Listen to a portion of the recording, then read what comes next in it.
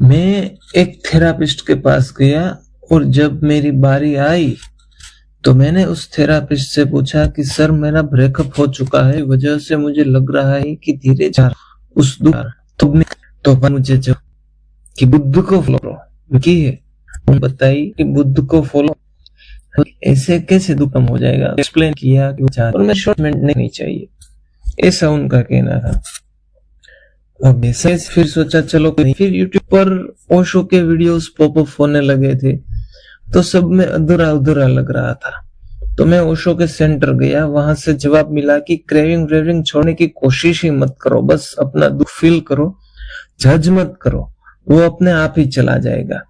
अब इस जवाब को सुन के तो और कंफ्यूज हो गया, क्योंकि दोनों के जवाब एकदम ऑपोजिट डायरेक्शन में पॉइंट कर रहे थे। और तुम्हारे साथ भी ऐसा हुआ होगा कि किसी प्रॉब्लम की वजह से जब तुम बाहर जाते हो या किसी से बात करते हो जवाब ढूंढने के लिए, तो हर कोई अलग अलग एडवाइस दे रहा होगा। और हमारी इस YouTube चैनल पर तो कुछ और ही टॉपिक समझाने लगते हैं, जो टॉपिक से चालू किया था वो तो पड़ा ही रहता है। लेकिन आप चिंता ना करें, आप अकेले नहीं है, हम आपके साथ है, हम भी उसी टीम में शामिल है जिसमें आप है। फर्क सिर्फ इतना है कि हम आपकी टीम में से निकल के हमारी यूथ के लिए, हमारे लिए हमने जो एक्सपीरियंस किया है, जो कंक्लूजन निकाले है, उसके लिए वीडियो बना रहे हैं। और हमारी इसी प्रॉब्लम के चलते ही मैं ये वीडियो भी बना रहा हूं कि इन सब का कंक्लूजन मैंने कैसे निकाला था। तो इसलिए आज हम ये समझेंगे कि दुख को हैंडल करने के लिए बुद्ध क्या बता रहे थे और ओशो क्या कह रहे थे, और सबसे इंपॉर्टेंट जो बात कोई नहीं कर रहा कि इन दोनों को कनेक्शन क्या है या फिर कनेक्शन में कैसे लाया जाए।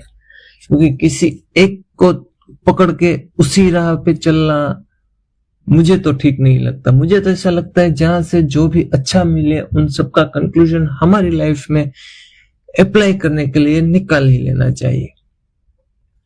और हाँ, इन दोनों एंगल्स को समझने की कोशिश करते वक्त मैंने एक तीसरा एंगल भी जाना। अगर आपको वो भी जानना है तो एंड तक सुनने की तैयारी कर लो, क्योंकि मैं इतनी कोशिश करने के बाद अगर सब तुम्हें 12 से 15 मिनट तक मैं समझाने के लिए मेहनत कर रहा हूं तो फिर मैं भी आप ही की टीम का हूं। तो एप्रिसिएशन के तौर पर आपको इतना तो करना चाहिए कि पूरी वीडियो देख ले, है ना। तो आओ इस कंफ्यूजन को दूर करते हैं। लेकिन वेट, एक बात तो रह गई, और वो बात नहीं करता हूं तो आप लोग भूल जाते हो, लेकिन मैं आपको भूलने तो नहीं दूंगा। तो याद करा देता हूं कि आपकी टीम में से निकल के ही कोई एक व्यक्ति है जो हमारी बातें कर रहा है, तो फिर उसको सपोर्ट करना चाहिए ना। हाँ, तो अगर आपको ऐसे ही डीप फिलोसॉफिकल कंपैरिजन और पॉइंट ऑफ व्यूज देखना पसंद है तो चैनल को सब्सक्राइब कर लो। हाँ, अभी करो, फिर आप भूल जाओगे, क्योंकि आगे भी ऐसे टॉपिक्स आने वाले हैं। और हाँ, पहले वाले वीडियो भी देख लो, क्या पता उनमें से भी कुछ काम का आपको मिल जाए। और हाँ, एक रीजन है इस चैनल को सब्सक्राइब करने के लिए, क्योंकि अभी ये चैनल छोटा है, इसीलिए जो है एज इट इज आपके सामने में परोस सकता हूं। क्यों? क्योंकि अभी कोई इस वीडियो को डिस्कवर करके इसके क्लिप्स काट के मुझे डाउन करने की कोशिश नहीं करेगा, क्योंकि ऑलरेडी मैं डाउन ही चल रहा हूं। बड़े होने के बाद मुझे थोड़े फिल्टर्स लगाने होंगे, अभी कोई फिल्टर्स की जरूरत मुझे नहीं है।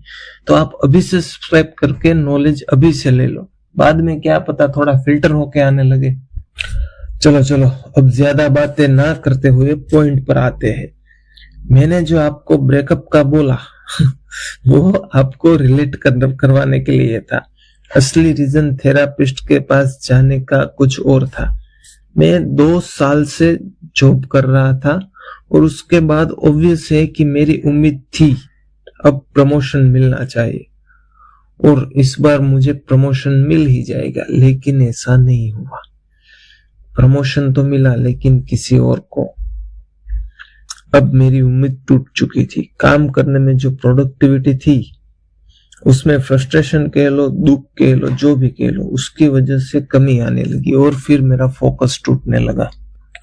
रात को ठीक से सो नहीं पा रहा था। फिर व्हाट्सएप इंस्टा पर सैड स्टोरी वाले शायरी स्टेटस लगा देता था, फिर उसमें लाइक्स नहीं आना। वो दुख भी इस दुख के सागर में मिल गया और थोड़ा और बड़ा हो गया। फिर फाइनली इसके बाद सॉल्यूशन में मैंने बुद्ध और ओशो जो पढ़ा है और सुना है, भाई साहब क्या मजा ही आ गया। और मेरी उसी एफर्ट का कंक्लूजन मैं आपको दे रहा हूं। आपको मेरी तरह ज्यादा कंफ्यूजन फेस ना करना पड़े, इसलिए शुरुआत बुद्ध से करते हैं। बुद्ध की फिलोसॉफी का कहना है कि पहले ये देखो कि दुख आया कहां से। दुख है तो है, उसे डिनाई मत करो। क्योंकि मैं दुखी था और मुझे कोई कहता है कि बस पॉजिटिव रहो, तो मैं उसकी धोती फाड़ देता, क्योंकि वो काम तो कुछ आने वाला नहीं है। क्योंकि हर कोई यही बोलता है जस्ट बी हैप्पी। तो फिर इसलिए मैंने जो बुद्ध की फिलोसॉफी को सुना कि उसने ये नहीं कहा कि दुख को डिनाई करो, फिर लगा कि नहीं ये थोड़ा काम का है, इसको आगे सुनते हैं। फिर उसमें दूसरा स्टेप ये है कि दुख का कारण है क्रेविंग, तृष्णा, कि मेरी क्रेविंग क्या है। और मेरी क्रेविंग थी कि मुझे प्रमोशन मिलना चाहिए। तो मेरे दुख का रूट कोज था कि मुझे जो आउटकम मिलने वाला होता है, मुझे उससे अटैचमेंट थी, जो उम्मीद लगाए बैठा था मैं। यहाँ पे तुम नोट करो कि बुद्ध की फिलोसॉफी ये नहीं कहती कि प्रमोशन की चाहत गलत बात है। उनका कहना यह है कि उस आउटकम को इतना टाइट नहीं पकड़ना चाहिए कि उसके ना होने पर आपको दर्द हो। बस प्रॉब्लम वही पर थी। यहाँ तक अच्छा भी लगा, मजा भी आया और करने का मूड भी हुआ। फिर आया तीसरा स्टेप। ऐसी बात नहीं है कि तीसरा और चौथा स्टेप थोड़ा बोरिंग है, लेकिन अभी तक सुनने की वजह से मुझे ऐसा लगा कि नहीं कुछ हो सकता है। इसको और थोड़ा डीप टच करते हैं, क्या पता हमें सॉल्यूशन मिल जाए। तो फिर थर्ड स्टेप में ऐसा था कि क्रेविंग्स को छोड़ो तो दुख खत्म हो सकता है। मतलब ये नहीं कि मुझे अपना एम्बिशन छोड़ना है, मतलब ये है कि मुझे अपनी पीस, अपनी वर्थ किसी बाहरी आउटकम पे डिपेंड नहीं करनी चाहिए। और फोर्थ स्टेप था कि सही दृष्टि, राइट विजन, मतलब सिचुएशन को देखने का नजरिया सही करो, अपना संकल्प सही करो, कर्म सही चुनो, हर सिचुएशन में डिटैचमेंट की प्रैक्टिस करो। इसे बुद्ध फिलोसॉफी में अष्टांगिक मार्ग कहते हैं। अगर आपको अष्टांगिक मार्ग पर डिटेल वीडियो चाहिए तो कमेंट कर देना, मैं कोशिश करूंगा उस पर काम करने की, ठीक है। बुद्ध के पास पूरा रोड मैप है दुख से छुटकारा पाने का, फ्रीडम तक जाने का। ये जो चार स्टेप मैंने आपको बोले, उसको प्रैक्टिस करते करते आप ऐसा देख सकते हो कि आप दुख से छुटकारा पाने के राह पर निकल पड़े हो। आपको रियलाइज हो जाएगा, आपको किसी को पूछना या फिर कोई और गाइडेंस लेने की जरूरत नहीं पड़ेगी। बुद्ध का स्टाइल बिल्कुल एक जिम के ट्रेनर जैसा है। लाइक ये एक्सरसाइज करो, ये डाइट फॉलो करो, तब रिजल्ट मिलेगा ही मिलेगा। एकदम स्ट्रक्चर, प्रिडिक्टेबल और थोड़ा स्ट्रिक्ट भी। पर हाँ, मुझे इसमें कुछ नया तो लगा कि हाँ एक काम तो कर सकता है, पर मैं भी तो आपके जैसा ही हूं। तो मैंने भी किसी एक डॉक्टर की एडवाइस के बाद सोचा कि ऐसे कैसे, एक और डॉक्टर से मिलते हैं, देखते हैं उसका क्या कहना है। और मेरा यही सोचना ही मेरे दिमाग का दही कर गया, क्योंकि वो दूसरा डॉक्टर मैंने चुना था ओशो। ये भाई साहब तो इतने फ्रेंडली है कि आपको ऐसा लगेगा कि आप आपके दोस्त से सलाह ले रहे हो, लेकिन साला वो दोस्त थोड़ा सच्चा वाला है जो तुम्हारे चिथड़े उड़ा देगा। मतलब सही एडवाइस तो चिथड़े उड़ा ही देती है, इस वाइब से देखो आप। तो आओ ओशो के यूनिवर्स में दुख का इलाज करने वाली दुकान में जाते हैं। ओशो के दुख के ऊपर के थॉट्स कहते हैं कि अपनी क्रेविंग्स छोड़ने की कोशिश भी मत करो।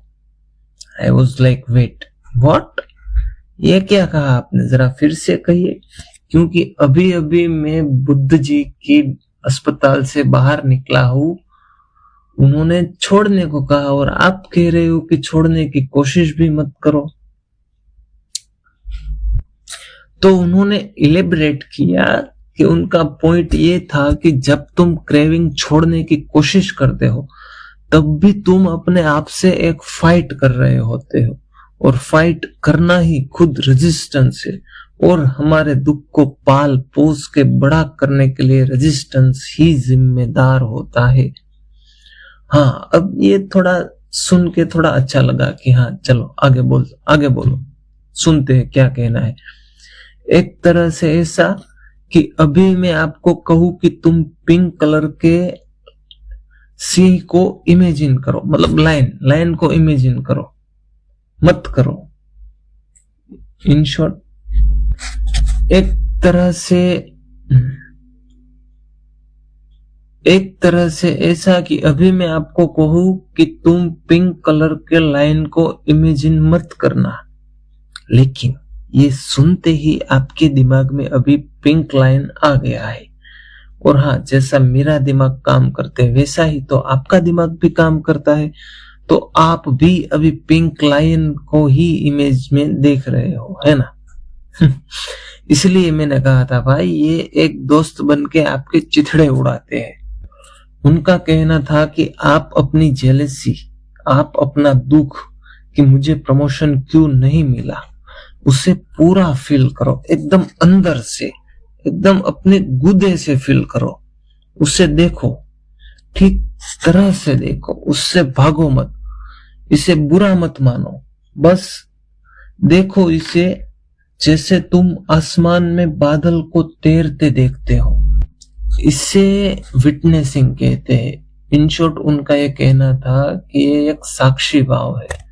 इसे प्रैक्टिस करते करते जिस वक्त तुम अपने दुख को जज किए बगैर एक ऑब्जर्वर की तरह देख लेते हो, तब वो दुख की पकड़ अपने आप ही धीरे धीरे कम होने लगती है। आई वॉज लाइक कि साहब वाह, अब तो सही है, क्योंकि ओशो का स्टाइल ही एक दोस्ती का है। ओशो जिम के ट्रेनर की तरह स्ट्रिक्ट नहीं है, उसका दुख के ऊपर सिंपल है, बस फील इट आउट, खुद पे ज्यादा दबाव करने की जरूरत नहीं है। अब मैं आपको बताता हूं कि इसके आगे क्या हुआ।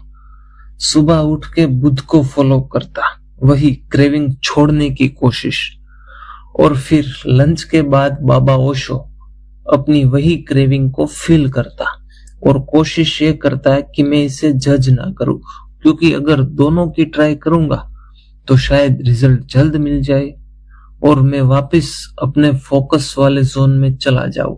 पर मेरा ऐसा मानना एकदम सही था, है ना। क्या घंटा हाँ बोल रहे हो तुम, सही था। ये सबसे घटिया आइडिया था जो मुझे बाद में समझ आया। इन दोनों के बीच शाम तक मैं इतना कंफ्यूज हो जाता कि घर जाके सीधा सब छोड़ छाड़ के नेटफ्लिक्स एंड चिल करने का मन करने लगता था। एंड टू बी ऑनेस्ट, मुझे वही रास्ता सबसे सही लगने लगा था कि भाड़ में गया सब कुछ, सब नेटफ्लिक्स पेलते हैं बैठे बैठे, कुछ काम नहीं। फिर थोड़ा और सोच के समझ आया कि नहीं, मुझे नेटफ्लिक्स वाला आंसर नहीं चाहिए। फिर मैंने एक काम किया और दोनों के थॉट्स को एक बुक में लिखा। पहला बुद्ध का पाथ ओरिएंटेड है, बुद्ध पाथ ओरिएंटेड सॉल्यूशन देते हैं, उनके पास एक रोड मैप है, ए से बी तक हमें कैसे जाना है, उसका एक स्ट्रक्चर प्लान है। और दूसरा है ओशो प्रेजेंट ओरिएंटेड है, उनके लिए कोई मैप नहीं है, वो हमेशा प्रेजेंट में जीते हैं, लाइक बस यही मोमेंट है और इसी पल में पूरी तरह से जागना है। अब क्या करना है, इसको एनालाइज करना है कि अब क्या करें। फिर एक इंटरेस्टिंग बात समझ आई कि इन दोनों का डेस्टिनेशन सेम है, दुख से छुटकारा, बस रास्ते अलग है। तो अब मैं क्या करूं कि इन दोनों को मैं अपने वाले सिंगल रास्ते पर ले आऊं। बुद्ध का कहना कि डिसिप्लिन में फ्रीडम मिलेगी। वही ओशो का कहना कि अगर तुम पूरी तरह प्रेजेंट में जीना शुरू करो तो वही तुम फ्रीडम पालोगे और डिसिप्लिन भी आ जाएगा, मतलब बाय प्रोडक्ट की तरह। फिर इसे समझने की कोशिश करते हुए वो जिम वाली बात ध्यान आई। अगर जिम वाले लेंस से देखे तो लगता है कि दो ट्रेनर है, एक स्ट्रिक्ट और एक फ्रेंडली। एक कहता है कि परफेक्ट डाइट और एक्सरसाइज करें और दूसरा कहता है कि आप अपने बॉडी को सुनने की कोशिश करें कि वो आप वेट। एक बात क्लियर कर दूं, नहीं तर आप कहोगे कि मेरी बॉडी तो जंक फूड चाहती है, लेकिन वो बात सही थोड़ी होगी। इसलिए क्लियर कर देता हूं कि आपका माइंड सॉल्यूशन ओरिएंटेड होना चाहिए। ये नहीं कि आप जो भी आपका मन करता है, नहीं, आपका सॉल्यूशन ओरिएंटेड माइंड है या नहीं, ये बात पर डिपेंड करता है।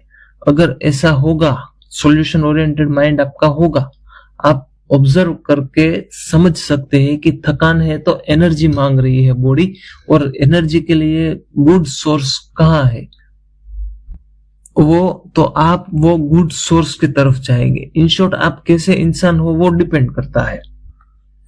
अब आते हैं आपके इंतजार की घड़ियों पे, जो तीसरा एंगल था। अब तीसरे ओपिनियन में जो मैंने आपको वीडियो की शुरुआत में कहा था कि इन दोनों के चलते एक तीसरा एंगल मिला था जिससे ये दोनों एक रास्ते पर मिल सकते हैं, वो है जैनिज्म का एंगल। और हाँ, हम एक स्पेसिफिक टॉपिक के ऊपर ही बात करने वाले हैं, इसलिए आप चिंता ना करें, पूरा जैनिज्म नहीं पढ़ना है हमें। लेकिन आपको इस टॉपिक के बाद मन करे कि जैनिज्म को भी थोड़ा डिस्कवर करना है, तो चैनल सब्सक्राइब करने के बाद आप चैनल के लोगो पर क्लिक करके देख सकते हो। वहां आपको जैनिज्म के ऊपर एक स्पेसिफिक वीडियो भी मिल जाएगी। यहाँ इस वीडियो में हम जैनिज्म मतलब जैन फिलोसॉफी को एक पॉइंट अनेकांतवाद से इन दोनों के दुख के ऊपर के थॉट्स को कंबाइन करने की कोशिश करेंगे। जो मैंने अपनी लाइफ में काम करके देखा, मुझे वो मेरी लाइफ में वो काम किया है, इसलिए मैं आपको बता रहा हूँ। आपकी लाइफ में करेगा नहीं करेगा, आप एक बार ट्राई करके देख लेना, ठीक है। अनेकांतवाद कहता है कि सत्य का कोई एक एंगल नहीं होता, उसके कई सारे एंगल होते। इसके साथ जुड़ता है सियादवाद। ये कहना है कि मुझे ऐसा लगता है कि शायद ये हो सकता है ऐसा करने से। इन शॉर्ट, हर एक स्टेटमेंट को एक यूनिवर्सल फॉर्मूला मानकर नहीं चलना है, आप उसमें एक शायद लगा दो ताकि ऐसा ना भी हो तब भी दिक्कत नहीं, और ऐसा हो भी जाए तब भी दिक्कत नहीं है। और अनेकांतवाद के थ्रू हम देखें तो समझ आएगा कि बुद्ध और ओशो दोनों गलत नहीं कह रहे, और दोनों कंप्लीट भी नहीं है अकेले अकेले। दोनों एक ही हाथी को अलग अलग जगह टच करके देख रहे हैं। वही पुरानी कहानी, अंधे लोग और हाथी की टच से समझना कि क्या है वाली। फिर समझ आया कि दोनों पाथ अलग अलग है। इसका मतलब ये नहीं कि ये गलत है या ये सही है, इसका आंसर डिपेंड करता है इंसान पे, उसके स्टेट ऑफ माइंड पर। फिर समझ आया कि मैं दोनों पाथ को फॉलो कर सकता हूँ। जब मैं फ्रस्ट्रेशन में फिर रहा हूँ तब मैं डिसिप्लिन के लिए बुद्ध का स्ट्रक्चर वाला प्लान अप्लाई कर सकता हूँ, और जब मेरा माइंड काम है, फ्रेश है, तब मैं ओशो का अवेयरनेस वाला प्लान फॉलो कर सकता हूँ। क्योंकि जब मेरे माइंड की धज्जियां उड़ी होगी तब मैं एक ऑब्जर्वर की तरह कामली बिहेव नहीं कर पाऊंगा, और जब मेरा माइंड काम और फ्रेश होगा तब मुझे जबरदस्ती करने की कोई जरूरत नहीं होगी खुद के साथ कि ये नहीं करना है वो करना है। तब मैं ऑब्जर्वर बन के फील सब कुछ बिना जज किए देख सकता हूँ, फील कर सकता हूँ। एंड ट्रस्ट मी, उसके बाद मैंने जो रिजल्ट देखा है इस प्रैक्टिस से, भाई साहब, तब मुझे लगा कि अच्छा हुआ भाई दोनों को छोड़ के नेटफ्लिक्स पर चिल नहीं मारा, वरना आज तक दिमाग का दही लस्सी सब बन चुकी होती और ये वीडियो भी मैं आपके सामने नहीं ला पाया होता। और हाँ, दोनों को समझने के लिए जैन फिलोसॉफी ने भी बढ़िया तरीके से मुझे हेल्प की। और हाँ, जैनिज्म में भी इसके लिए वेल स्ट्रक्चर्ड फॉर्मूला है। अगर आपको उस स्पेसिफिक स्ट्रक्चर पर वीडियो चाहिए तो मुझे कमेंट करके बता दो। हम तो हमारी टीम के लिए कुछ भी कर सकते हैं, मतलब उसका वीडियो भी बना सकते हैं। तो इस सब भागा दौड़ी के बाद मुझे ये तो समझ आ गया कि दुख से छुटकारा पाने के लिए कोई यूनिवर्सल रास्ता, कोई यूनिवर्सल स्टेटमेंट या फिर कोई यूनिवर्सल लॉ नहीं होता है। उसके लिए कई सारे रास्ते हैं। तुम अपने हिसाब से अपना कोई भी रास्ता चुनो, कितने भी रास्ते चुनो, बस अपनी लाइफ की सिचुएशन के अकॉर्डिंग उसे ब्लेंड करके चला दो। अब मेरा सवाल आपसे है, अगर तुम मेरी जगह होते तो कौन सा रास्ता चुनते? बुद्ध का स्ट्रक्चर वाला, या फिर ओशो का अवेयरनेस वाला, या फिर जैन का अनेकांतवाद वाला रास्ता बैलेंस लगा? कमेंट में जरूर बताना, मैं हर कमेंट पढ़ूंगा और बेस्ट इंसाइट को अगले वीडियो में कवर भी कर लेंगे। और अगर इस वीडियो ने आपके दिमाग के घोड़े दौड़ाए हैं तो वीडियो को लाइक करो और दोस्तों से शेयर भी करो। क्या पता वो भी इस कंफ्यूजन में जी रहा हो, जैसे मेरा हाल था वैसा उसका भी होगा। और हाँ, फिर से बोल देता हूँ, अगर तुम्हें ऐसी डीप, प्रैक्टिकल और थोड़ी फनी फिलोसॉफिकल कंटेंट पसंद आती है तो टीचर्स के बीच में कंपैरिजन करके तुम्हें खुद अपना रास्ता चुनने में मदद कैसे हो सकती है, ऐसा सोचना हो तो सोच क्या रहे हो, सब्सक्राइब मारो और इस चैनल को और वीडियो की अपडेट के लिए बेल वाला आइकन भी दबा दो। मिलते हैं अगली वीडियो में, तब तक के लिए कीप स्माइलिंग, बाय बाय।